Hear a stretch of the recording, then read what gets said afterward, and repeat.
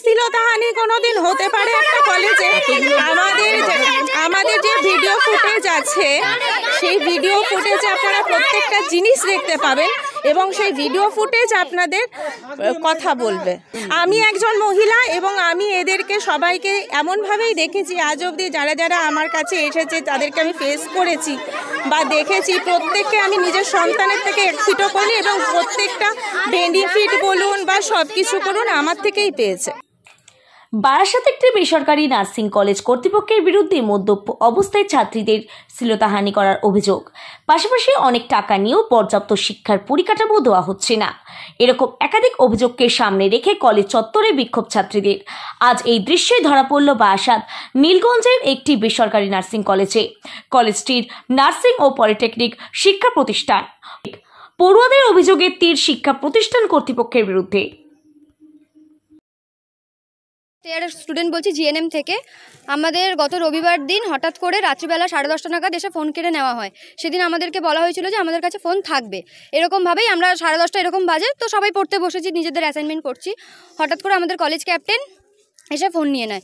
আমরা ভাবলাম হয়তো কিছু সমস্যা হয়েছে, তাই জন্য ফোন নিয়েছে। ঠিক আছে, সাথে সাথে শুনছি কি আমাদের যে ডিরেক্টর ম্যানেজার আছে সিদ্ধার্থ স্যার, উনি আসেন। এসে খুব একদম ড্রাঙ্ক অবস্থায়, নিজের পায়ে তো দাঁড়াতেই পারছেন না, সেইভাবে এসে এখানে ঝামেলা করেন। কেমন ঝামেলা না, আমাদের কিছুক্ষণ ধরে আমাদের রুমে 10-15 মিনিট দাঁড়িয়ে কথা বললো, বলে আমাদেরই ইয়ারের আরেকটা রুমে গিয়ে ওনার নিজের দিদিকে রুম থেকে এরকম হাত ধরে বার করে দিয়ে দরজা লক করে বাজে ভাষা কথা বলেছে। কথাগুলো এরকমই, তোদেরকে আমরা কিভাবে লাইন মারবো, তোরা তো আমার লেভেলে পড়িস না, আমার লেভেলে যেখানে পড়ে আমি সেখানে লাইন মারি। একটা দিদিকে এরকম চড় মেরে কথা বলেছে, একটা ওই দিদির হাত ধরে নিজের গালে নিজে চড় মেরেছে। এইরকম বিহেভিয়ার উনি করেছে পুরোপুরি মদ খেয়ে। সিদ্ধার্থ ঘোষ।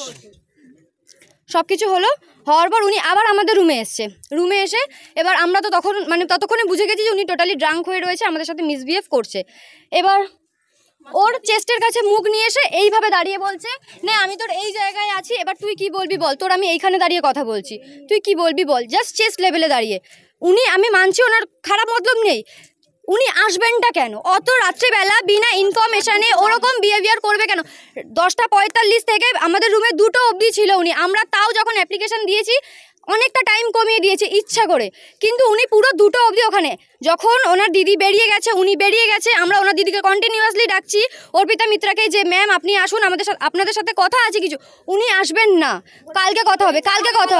তাও কিছুক্ষণ পরে, অনেকক্ষণ ধরে বলার পর আমরা কি বলছি না বলছি, এখানকার যে ওয়ার্ডেন আছে সোমা দে, সে সমানে ওনাকে হেডফোনের মধ্যে বলে যাচ্ছে যে ওরা এই করছে, ওরা সেই করছে, এগুলো ইনফরমেশন দিয়ে যাচ্ছে। তাও হ্যাঁ, এবার আমাদের বকা দিচ্ছে, যাই করছে দরজা লাগিয়ে। অর্পিতা মিত্র এতটাই নিজের ভাইকে ভয় পায় যে ড্রাঙ্ক হয়ে আছে বলে সে দরজার বাইরে পায়চারি করছে, কিন্তু দরজা খুলে তাকে বলতে পারছে না যে ভাই তুই বেরিয়ে আয় বা কিছু। অনেকটা টাইম হয়েছে, তার এইটুকুনি বলার। তিনিও ডিরেক্টর, আমাদের হোস্টেলের ইনচার্জ তিনি, ওনার সন্তান তুল্য। আমাদের গার্জেনকে ভুল ভাল মিথ্যা কথা বলেছে, আমার কাছে রেকর্ডিংও রয়েছে এইগুলোর। এবার তারপরে আমরা যখন ম্যামকে এসে বললাম যে ম্যাম এইগুলো কি ঠিক, উনি তখন বলছে দেখ উনি মানসিকভাবে অসুস্থ, এখন উনি এর আগে সুইসাইডও করেছে, চিন্তাটা নিতে পারেনি।